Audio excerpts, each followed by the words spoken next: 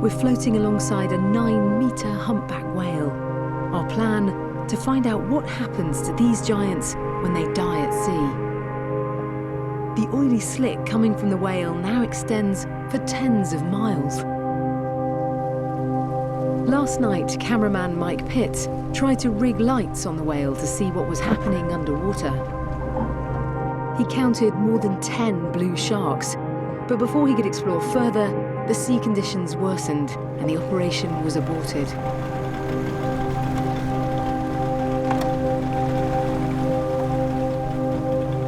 It's very difficult to work with this, and there's so many sharks. Every time you've got your hand in the water.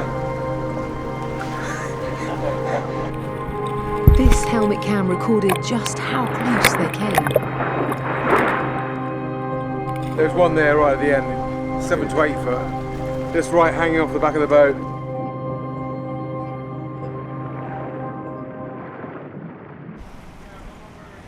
It's now 7 a.m.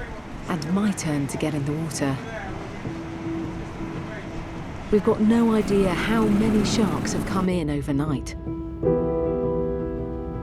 We're 50 miles offshore, in depths of 100 metres.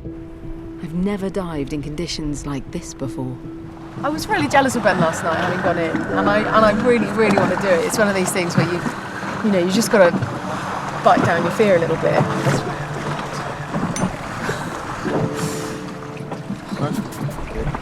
Everyone.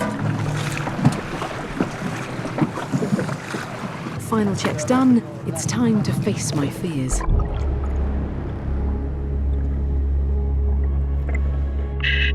Wow! They're absolutely everywhere.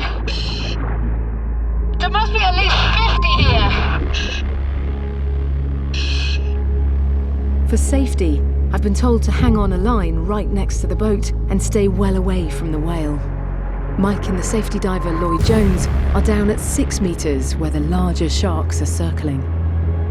I got a blue shark right on top of me. It's another female around 2.7 metres. We're seeing some of the largest blue sharks ever filmed in British waters.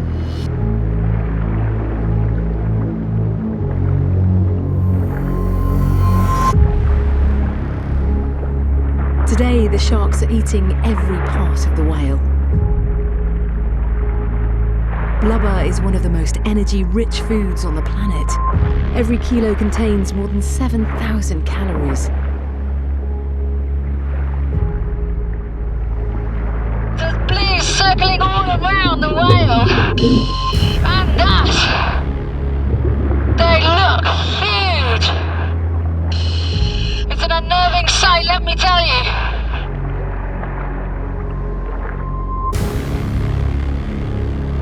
10 minutes in, the mood changes. They start bumping us. Sharks often do this prior to an attack. It's how they assess what's food and what's not.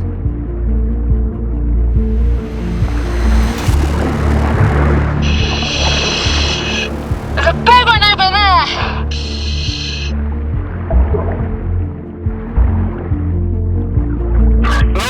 Lloyd, come on.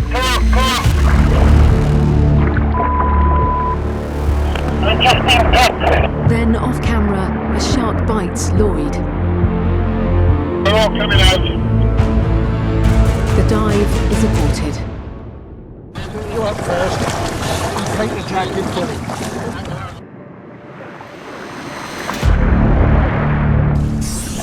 Okay.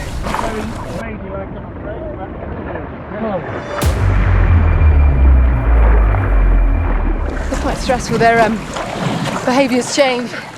They become a bit aggressive and we don't want to take any chances, so we've all had to come up as quickly as possible. You want us to get off on the other boat? Please, Dad. Pull it in. On the other boat, do you think Ellie got a bit of a fright with that? I suspect she might have done. Was it Ellie? It wasn't Ellie, no. No, it was one of the support divers.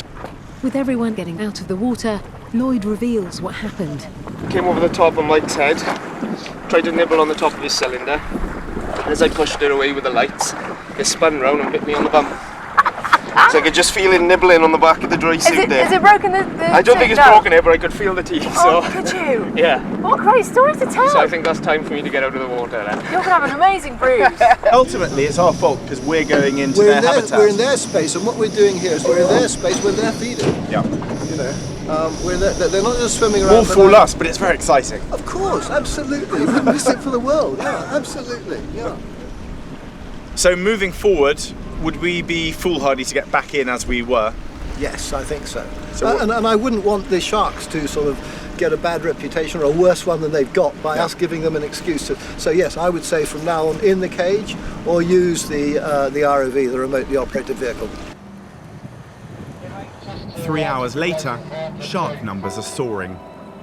With conditions now too dangerous for divers, the ROV is deployed.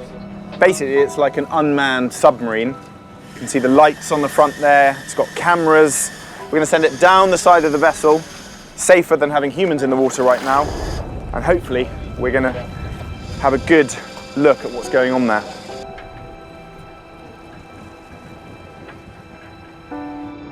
First, we see small blues, around 1.5 meters, hanging around the periphery of the action.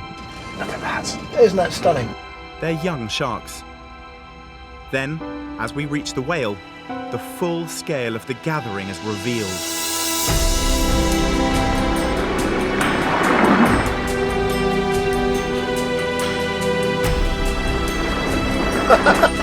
Wow! Amazing! Everywhere.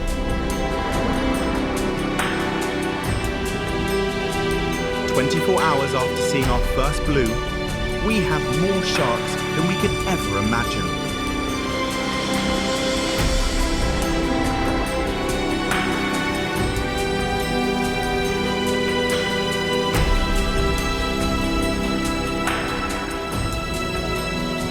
God, absolutely breathtaking. You ever seen it like this before here? In British waters? No. We estimate there's now well over 100 sharks here. And looking down into the depths, there's blues stacked on top of each other, all the way down to at least 30 meters. We're witness to a major feeding event, one of nature's great spectacles, and happening here in UK waters. And look at that, they're going into the mouth, Yes, you see them feeding. Fabulous. From the air, everywhere you look are sharks, all racing in on the scent trail.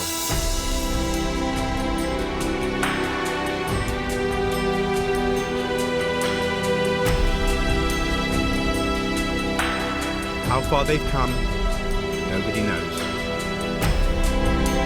By late afternoon, we estimate there's at least 150 sharks. You came to say hello, Richard. Most are female. Why there are so few males is a mystery, but very few seem to make the big clockwise migration around the Atlantic.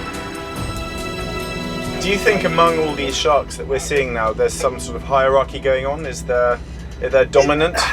I mean, the sort of perceived wisdom is that size matters and they always give away to the larger ones, but I've often seen the little ones charging in completely fearlessly, so I'm not sure. I mean, I think there's so much of an opportunity here, they don't really need to be very competitive.